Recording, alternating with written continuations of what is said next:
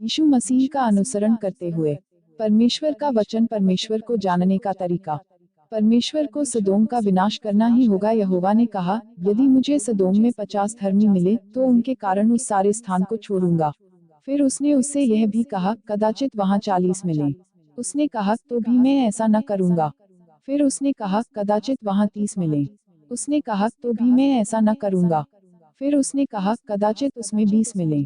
उसने कहा, मैं उसका नाश न करूंगा। फिर उसने कहा, कदाचित उसमें 10 मिले। उसने कहा, तो भी मैं उसका नाश न करूंगा। ये कुछ उदाहरण हैं जो मैंने बाइबल से चुने हैं। वे पूर्ण मूल संस्करण नहीं हैं। यदि तुम लोग उन्हें देखना चाहो तो तुम लोग स्वयं उन्हें बाइबल में देख सकते हो। समय बचाने के लिए मैंने मूल विषय वस्तु का हिस्सा हटा दिया है। यहाँ मैंने कई मुख्य अंश और वाक्य भर चुने हैं। ऐसे कई वाक्य छोड़ दिए हैं जिनका हमारी आज की संगति पर कोई प्रभाव नहीं पड़ेगा। हम जिन अंशों और विषय वस्तु के बारे में संगति करते हैं, उन सभी में हम कहानियों और कहानियों में मनुष्य के आचरण के विवरण अपने ध्यान से हटा देते हैं। इसके बजाय उस समय परमेश्वर के जो विचार और मत थे, हम केवल उनके बारे में बात करते हैं। परमेश्वर के विचारों और मतों में हम परमेश्वर का स्वभाव देखेंगे, और परमेश्वर जो करता था उस सब से हम सच्चे स्वयं परमेश्वर को देखेंगे। इसमें हम अपना उद्देश्य प्राप्त करेंगे। परमेश्वर केवल उनकी परवाह करता है जो उसके वचनों का पालन और उसकी आज्ञाओं का अनुसरण कर पाते हैं। ऊपर दिए गए अंशों में अनेक मुख्य शब्द समाविष्ट हैं। संख्याएं। पहला, यहोवा ने कहा कि यदि उसे नगर के भीतर 50 धार्मिक मिल गए, तो वह उस समस्त स्थान को छोड़ देगा, अर्थात वह नगर को नष्ट नहीं करेगा। तो क्या वहां सदोम के भीतर वास्तव में 50 धार्मिक थे? नहीं थे। इसके तुरंत बाद अब्राहम ने परमेश्वर से क्या कहा? उसने कहा, कदाचित वहां 40 मिले तो। और परमेश्वर ने कहा, मैं नष्ट नहीं करूंगा। इसके बाद अब्राहम ने कहा, कदाचित वहां 30 मिले तो। परमेश्वर ने कहा, मैं नष्ट नहीं करूंगा। यदि वहां 20 मिले तो मैं नष्ट नहीं करूंगा। 10 मिले तो मैं नष्ट नहीं करूंगा। क्या वहां नगर के भीतर वास्तव में 10 धार्मिक थे? वहां 10 भी नहीं थे, बल्कि एक ही था। और यह एक कौन था? यह लूत था। उस समय सदोम में मात्र एक ही धार्मिक व्यक्ति था, परंतु जब बात इस संख्या की आई तो क्या परमेश्वर बहुत कठोर था या बलपूर्वक ठीक इतने की ही मांग कर रहा था? नहीं, वह नहीं था। और इसलिए जब मनुष्य पूछता रहा, 40 हो तो क्या, 30 हो तो क्या, जब तक वह 10 हो तो क्या, पर नहीं पहुंच गया, तब परमेश्वर ने कहा, यदि वहां मात्र 10 भी हुए तो मैं नगर को नष्ट नहीं करूंगा। मैं उसे छोड़ दूंगा और इन 10 के अलावा अन्य लोगों को भी माफ कर दूंगा।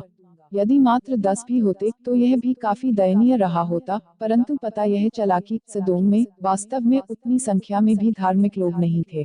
तो तुम देखो कि परमेश्वर की नजरों में नगर के लोगों का पाप और दुष्टता ऐसी थी कि परमेश्वर के पास उन्हें नष्ट करने के अलावा कोई विकल्प नहीं था। परमेश्वर ने जब कहा कि यदि 50 धार्मिक हुए तो वह नगर को नष्ट नहीं करेगा, तब उसका क्या अभिप्राय था? परमेश्वर के लिए ये संख्याएं महत्वपूर्ण नहीं थी। महत्वपूर्ण यह था कि नगर में ऐसे धार्मिक थे या नहीं जैसे वह चाहता था। यदि नगर में मात्र एक धार्मिक व्यक्ति होता तो परमेश्वर नगर के अपने विनाश के कारण उन्हें हानि नहीं पहुंचने देता। इसका अर्थ यह है कि परमेश्वर चाहे उस नगर को नष्ट करने जा रहा था या नहीं, और उसके भीतर चाहे जितने धार्मिक थे, परमेश्वर के लिए यह पापी नगर श्रापित और घृणित था, और इसे नष्ट कर दिया जाना चाहिए था। इसे परमेश्वर की आंखों से ओझल हो जाना चाहिए था, जबकि धार्मिकों को बने रहना चाहिए था। युग चाहे जो भी हो, मनुष्य जाति के विकास की अवस्था चाहे जो हो, परमेश्वर की प्रवृत्ति नहीं बदलती है। वह बुराई से घृणा करता है, और उसकी नजरों में जो धार्मिक हैं उनकी परवाह करता है। परमेश्वर की यह सुस्पष्ट प्रवृत्ति परमेश्वर के सार का सच्चा प्रकाशन भी है। चूंकि नगर के भीतर मात्र एक धार्मिक व्यक्ति था, इसलिए परमेश्वर अब और नहीं हिचकिचाया। अंतिम परिणाम यह था कि सदोम को अनिवार्यतः नष्ट कर दिया जाता। तुम लोग इसमें क्या देखते हो? उस युग में यदि एक नगर में 50 धार्मिक होते तो परमेश्वर उसे नष्ट नहीं करता, यदि 10 होते तब भी नहीं करता, जिसका अर्थ है कि कुछ एक लोगों के कारण जो उसके प्रति श्रद्धा रख पाते और उसकी आराधना कर पाते हैं, परमेश्वर मनुष्य जाति को क्षमा करने और उसके प्रति सहिष्णु होने का निर्णय लेता या मार्गदर्शन का कार्य करता। परमेश्वर मनुष्य के धार्मिक कर्मों में बड़ा विश्वास करता है। वह उन लोगों में बड़ा विश्वास करता है जो उसकी आराधना कर पाते हैं, और वह उन लोगों में बड़ा विश्वास करता है जो उसके समक्ष अच्छे कर्म कर पाते हैं। प्राचीनतम काल से लेकर आज तक क्या तुम लोगों ने बाइबल में कभी भी किसी भी व्यक्ति से सत्य का संवाद करते या परमेश्वर के मार्ग के बारे में बात करते परमेश्वर के बारे में पढ़ा है? नहीं, कभी नहीं। मनुष्य के लिए परमेश्वर के जिन वचनों के बारे में हम पढ़ते हैं, उन्होंने लोगों को केवल यह बताया कि क्या करना है। कुछ लोगों ने उसे किया, कुछ ने नहीं किया, कुछ ने विश्वास किया और कुछ ने नहीं किया। बस कुल इतना ही था। इस प्रकार उस युग के धार्मिक लोग, वे जो परमेश्वर की नजरों में धार्मिक थे, मात्र वे लोग थे जो परमेश्वर के वचन सुन सकते थे और परमेश्वर की आज्ञाओं का अनुसरण कर सकते थे। वे सेवक थे जिन्होंने मनुष्यों के बीच परमेश्वर के वचन को कार्यान्वित किया था। क्या ऐसे लोगों को परमेश्वर को जानने वाला कहा जा सकता था? क्या उन्हें ऐसे लोग कहा जा सकता था जिन्हें परमेश्वर के द्वारा पूर्ण किया गया था? नहीं, उन्हें नहीं कहा जा सकता था। इसलिए उनकी संख्या चाहे जितनी हो, परमेश्वर की नजरों में ये धार्मिक लोग क्या परमेश्वर के विश्वास पात्र कहलाने योग्य थे? क्या उन्हें परमेश्वर के गवाह कहा जा सकता था? निश्चित रूप से नहीं। वे परमेश्वर के विश्वास पात्र और गवाह कहलाने के योग्य निश्चित रूप से नहीं थे। तो परमेश्वर ने ऐसे लोगों को क्या कहकर पुकारा? बाइबल में पवित्र शास्त्र के उन अंशों तक जिन्हें हमने अभी अभी पढ़ा है, परमेश्वर द्वारा उन्हें मेरा सेवक कहकर पुकारने के कई दृष्टांत हैं। कहने का तात्पर्य यह है कि उस समय परमेश्वर की नजरों में ये धार्मिक लोग परमेश्वर के सेवक थे। ये वे लोग थे जो पृथ्वी पर उसकी सेवा करते थे। और परमेश्वर ने इस विशिष्ट पदवी के बारे में कैसे सोचा? उसने उन्हें ऐसे क्यों पुकारा? परमेश्वर लोगों को जिन विशिष्ट पदवियों से पुकारता है, उनके लिए क्या उसके पास अपने हृदय में कोई मानक है? उसके पास निश्चित रूप से हैं। वह लोगों को चाहे धार्मिक, पूर्ण, सच्चा या सेवक कहे, परमेश्वर के पास मानक हैं।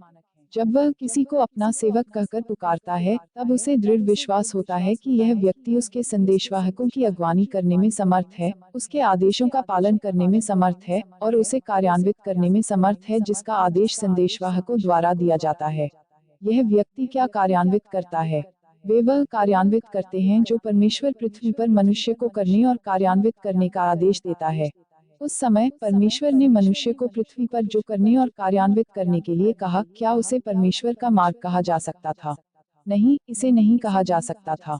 क्योंकि उस समय परमेश्वर ने उस मनुष्य से केवल कुछ सीधी सरल चीजें करने के लिए कहा।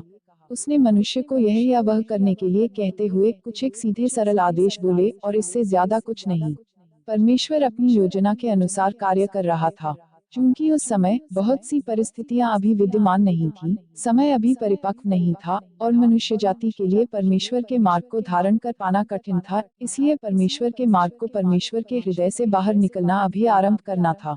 परमेश्वर ने उन धार्मिक लोगों को देखा जिनके बारे में उसने बात की थी, जिन्हें हम यहाँ चाहे 30 हो या 20 उसके सेवकों के रूप में देखते हैं।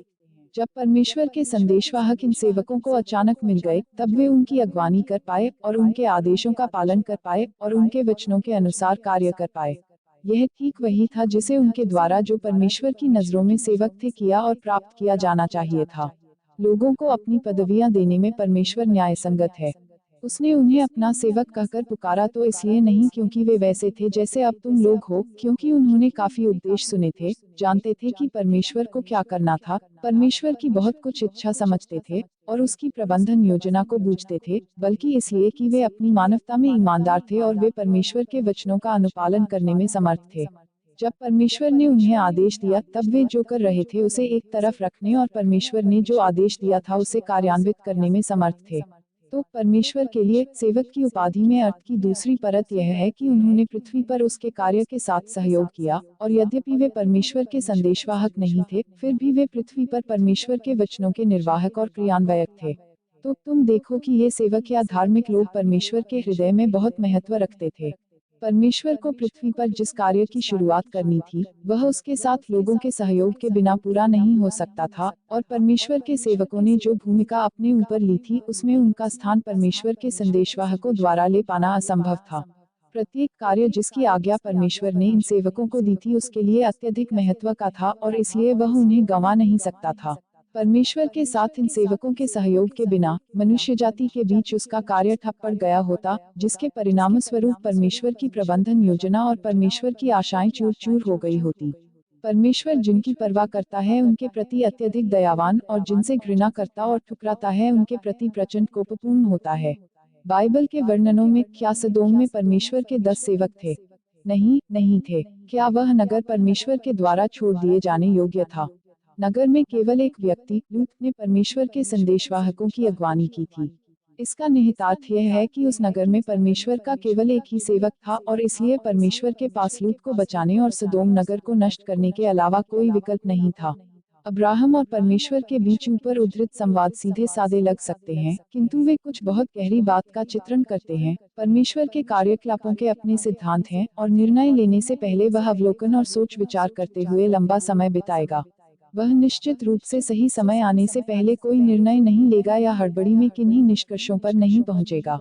अब्राहम और परमेश्वर के बीच के संवाद हमें दिखाते हैं कि सदोम को नष्ट करने का परमेश्वर का निर्णय रत्ती भर भी गलत नहीं था, क्योंकि परमेश्वर पहले से जानता था कि उस नगर में 40 धार्मिक नहीं थे, न 30 धार्मिक थे, न ही 20 थे, 10 भी नहीं थे। उस नगर में एकमात्र धार्मिक व्यक्ति लूत था। परमेश्वर ने सदोम में जो हुआ उस सबका और उसकी परिस्थितियों का अवलोकन किया था और वे परमेश्वर की उतनी ही जानी पहचानी थीं जितनी उसके अपने हाथ की हथेली जानी पहचानी थी। इस प्रकार उसका निर्णय गलत नहीं हो सकता था। इसके विपरीत परमेश्वर की सर्वशक्तिमत्ता की तुलना में मनुष्य इतना अधिक संवेदनशून्य, इतना अधिक नासमझ और अज्ञानी और इतना अधिक अदूरदर्शी है। यह वही बात है जो हम अब्राहम और परमेश्वर के बीच के संवादों में देखते हैं। परमेश्वर आरंभ से लेकर आज तक अपना स्वभाव प्रकट करता रहा है। उसी प्रकार यहाँ भी परमेश्वर का स्वभाव है जिसे हमें देखना चाहिए। संख्याएं तो सीधी सरल होती हैं, वे कुछ प्रदर्शित नहीं करती, किंतु यहाँ परमेश्वर के स्वभाव की एक अत्यंत महत्वपूर्ण अभिव्यक्ति है। परमेश्वर 50 धार्मिकों की वजह से नगर को नष्ट नहीं करेगा। क्या यह परमेश्वर की अनुकंपा के कारण है? क्या यह उसके प्रेम और सहिष्णुता के कारण है? क्या तुम लोगों ने परमेश्वर के स्वभाव का यह पहलू देखा है? यदि वहाँ मात्र 10 धार्मिक भी होते, इन 10 धार्मिक लोगों के कारण परमेश्वर ने नगर को नष्ट नहीं किया होता। यह परमेश्वर की सहिष्णुता और प्रेम है या नहीं है? उन धार्मिक लोगों के प्रति परमेश्वर की अनुकंपा, सहिष्णुता और सरोकार के कारण उसने वह नगर नष्ट नहीं किया होता। यही परमेश्वर की सहिष्णुता है। और अंत में क्या परिणाम हम देखते हैं? जब अब्राहम ने कहा, कदाचित उसमें 10 मिले, तब परमेश्वर ने कहा, मैं उसका नाश न करूंगा। उसके बाद अब्राहम ने और कुछ नहीं कहा, क्योंकि सदोम के भीतर ऐसे 10 धार्मिक नहीं थे जिनका उसने उल्लेख किया था, और उसके पास कहने के लिए और कुछ नहीं था, और उस समय उसने समझा कि परमेश्वर ने सदोम को नष्ट करने का संकल्प क्यों किया था। इसमें तुम लोग परमेश्वर का क्या स्वभाव देखते हो? परमेश्वर ने किस प्रकार का संकल्प किया था? परमेश्वर ने संकल्प किया था कि यदि इस नगर में 10 धार्मिक नहीं हुए, तो वह इसके अस्तित्व की अनुमति नहीं देगा और अनिवार्यतः उसे नष्ट कर देगा। क्या यह परमेश्वर का कोप नहीं है? क्या यह कोप परमेश्वर का स्वभाव निरूपित करता है? क्या यह स्वभाव परमेश्वर के पवित्र सार का प्रकाशन है? क्या यह परमेश्वर के धार्मिक सार का प्रकाशन है, जिसका मनुष्य को उल्लंघन नहीं ही करना चाहिए? पुष्टि हो जाने के बाद कि सदोम में 10 धार्मिक नहीं थे, यह निश्चित था कि परमेश्वर नगर को नष्ट करेगा और उस नगर के भीतर रह रहे लोगों को कठोरता से दंड देगा, क्योंकि वे परमेश्वर का विरोध करते थे और क्योंकि वे बहुत ही गंदे और भ्रष्ट थे। हमने इन अंशों का इस तरह विश्लेषण क्यों किया है? इसलिए कि ये कुछ सीधे सादे वाक्य परमेश्वर के अतिशय दयावान और प्रचंड कोपपूर्ण स्वभाव को पूर्ण अभिव्यक्ति देते हैं। धार्मिकों को सजोने और उन पर अनुकंपा करने, उन्हें सहने और उनकी देखभाल करने के साथ ही साथ परमेश्वर के हृदय में सदोम के उन सभी लोगों के लिए प्रगाढ़ घृणा थी जो भ्रष्ट कर दिए गए थे। यह अतिशय दया और गहरा कोप था या नहीं था? परमेश्वर ने किन साधनों से नगर को नष्ट किया? आग से। और उसने आग से उसे नष्ट क्यों किया? जब तुम किसी चीज को आग से जलाए जाते देखते हो, या जब तुम किसी चीज को बस जलाने ही वाले होते हो, तब उसके प्रति तुम्हारी भावनाएं क्या होती हैं? तुम इसे क्यों जलाना चाहते हो? क्या तुम्हें लगता है कि तुम्हें इसकी अब और आवश्यकता नहीं रही, कि तुम इसे अब और देखना नहीं चाहते हो? क्या तुम इसे तज देना चाहते हो? परमेश्वर के द्वारा आग के उपयोग का अर्थ है तज देना और घृणा, और यह कि वह सदोम को अब और देखना नहीं चाहता था। यही वह भावना थी जिसने परमेश्वर से आग का उपयोग करके सदोम को मटिया-मेट करवाया। आग का उपयोग दर्शाता है कि परमेश्वर कितना अधिक क्रोधित था। परमेश्वर की अनुकंपा और सहिष्णुता तो सचमुच है ही, किंतु जब वह अपने कोप का बांध खोलता है तब परमेश्वर की पवित्रता और धार्मिकता मनुष्य को परमेश्वर का वह पहलू भी दिखाती है जो अपमान सहन नहीं करता। जब मनुष्य परमेश्वर के आदेशों का पालन करने में पूर्णतः सक्षम होता है और परमेश्वर की अपेक्षाओं के अनुसार कार्य करता है, तब मनुष्य के प्रति परमेश्वर अपनी अनुकंपा से भरपूर होता है। जब मनुष्य भ्रष्टता, उसके प्रति घृणा और शत्रुता से भर जाता है, तब परमेश्वर अत्यधिक क्रोधित होता है। किस सीमा तक वह अत्यधिक क्रोधित होता है? उसका कोप तब तक बना रहेगा जब तक वह मनुष्य का प्रतिरोध और दुष्ट कर्म अब और नहीं देखता है, जब तक वे उसकी नजरों के सामने अब और नहीं होते हैं। तब कहीं जाकर परमेश्वर का क्रोध गायब होगा। दूसरे शब्दों में, चाहे जो व्यक्ति हो, यदि उसका हृदय परमेश्वर से दूर हो गया है और परमेश्वर से विमुख हो गया है, कभी न लौटने के लिए, तब फिर वे अपने शरीर में या अपनी सोच में, सभी प्रकटनों के लिए या अपनी व्यक्तिपरक अभिलाषाओं की दृष्टि से, परमेश्वर की चाहे जितनी आराधना, अनुसरण और आज्ञा पालन करना चाहते हों, परमेश्वर के कोप का बांध टूट जाएगा और रुकेगा नहीं। यह ऐसे होगा कि मनुष्य को प्रचुर अवसर देने के बाद, जब परमेश्वर प्रचंड वेग से अपने कोप का बांध खोलता है, एक बार जब इसे खोल दिया जाएगा, तब इसे वापस लेने का कोई रास्ता न होगा, और ऐसी मनुष्य जाति के प्रति वह फिर कभी दयावान और सहिष्णु नहीं होगा। यह परमेश्वर के स्वभाव का एक पक्ष है जो अपमान सहन नहीं करता है।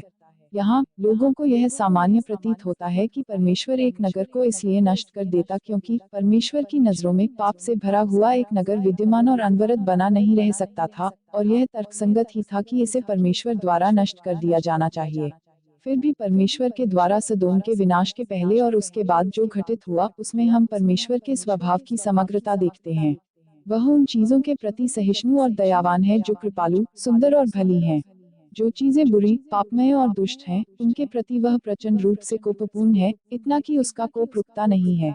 ये परमेश्वर के स्वभाव के दो सर्वोपरि और सबसे प्रमुख पहलू हैं, और इतना ही नहीं, इन्हें परमेश्वर ने आरंभ से लेकर अंत तक प्रकट किया है, प्रचुर दया और प्रचंड कोप। तुम लोगों में से अधिकतर परमेश्वर की दया का कुछ न कुछ अनुभव कर चुके हो, किंतु तुम में से बहुत कम लोगों ने परमेश्वर का कोप पुनर्तः पहचाना है। परमेश्वर की अनुकंपा और प्रेम में दयालुता प्रत्येक व्यक्ति में देखी जा सकती है। अर्थात परमेश्वर प्रत्येक व्यक्ति के प्रति अतिशय दयावान रहा है। फिर भी परमेश्वर तुम लोगों के बीच किसी व्यक्ति पर या किसी जनसमूह के प्रति अत्यंत दुर्लभ ही, या कहा जा सकता है, कभी नहीं प्रचंड रूप से क्रोधित रहा है। इत्मीनान रखो, परमेश्वर का कोप कभी न कभी प्रत्येक व्यक्ति द्वारा देखा और अनुभव किया जाएगा, किंतु अभी वह समय नहीं है। ऐसा क्यों है? ऐसा इसलिए है क्योंकि जब परमेश्वर किसी से लगातार क्रोधित होता है, अर्थात जब वह उसके ऊपर अपने प्रचंड कोप का बांध खोल देता है, तो इसका अर्थ है कि वह उस व्यक्ति से लंबे समय से घृणा करता और उसे ठुकराता आया है, कि वह उसके अस्तित्व से जुगुप्सा करता है, और वह उनके अस्तित्व को सहन नहीं कर सकता है। ज्यों ही उसका क्रोध उन पर टूटेगा, वे विलुप्त हो जाएंगे। आज परमेश्वर का कार्य अभी उस बिंदु पर नहीं पहुंचा है। एक बार परमेश्वर प्रचंड रूप से क्रोधित हो जाए तो तुम लोगों में से कोई भी उसे सहन नहीं कर पाएगा। तो तुम देखो, इस समय परमेश्वर तुम सब लोगों के प्रति अतिशय दयावान है, और तुम लोगों ने अभी उसका प्रचंड क्रोध देखा नहीं है। यदि ऐसे लोग हैं जो मानने को तैयार नहीं हैं, तो तुम उनसे कह सकते हो कि परमेश्वर का कोप तुम्हारे ऊपर टूटे, ताकि तुम अनुभव कर सको कि परमेश्वर का क्रोध और उसका वह स्वभाव जो मनुष्य से कोई अपमान सहन नहीं करता वास्तव में अस्तित्वमान है या नहीं। करते हो तुम लोग हिम्मत। अंत के दिनों के लोग परमेश्वर का कोप केवल उसके वचनों में देखते हैं, और सच में अनुभव नहीं करते परमेश्वर का कोप। क्या परमेश्वर के स्वभाव के ये दो पक्ष जो पवित्र शास्त्र के इन अंशों में दिखाई देते हैं, संगति के योग्य हैं? यह कहानी सुनने के बाद क्या तुम लोगों को परमेश्वर की एक नई समझ प्राप्त हुई है? तुम्हारी किस प्रकार की समझ है? कहा जा सकता है कि सृजन के समय से लेकर आज तक किसी भी समूह ने परमेश्वर के अनुग्रह या दया और प्रेम में दयालुता का उतना आनंद नहीं लिया है जितना इस अंतिम समूह ने लिया है। यद्यपि अंतिम चरण में परमेश्वर ने न्याय और ताड़ना का कार्य किया है, और अपना कार्य प्रताप और कोप के साथ किया है, तो भी अधिकांश बार परमेश्वर अपना कार्य संपन्न करने के लिए केवल वचनों का उपयोग करता है।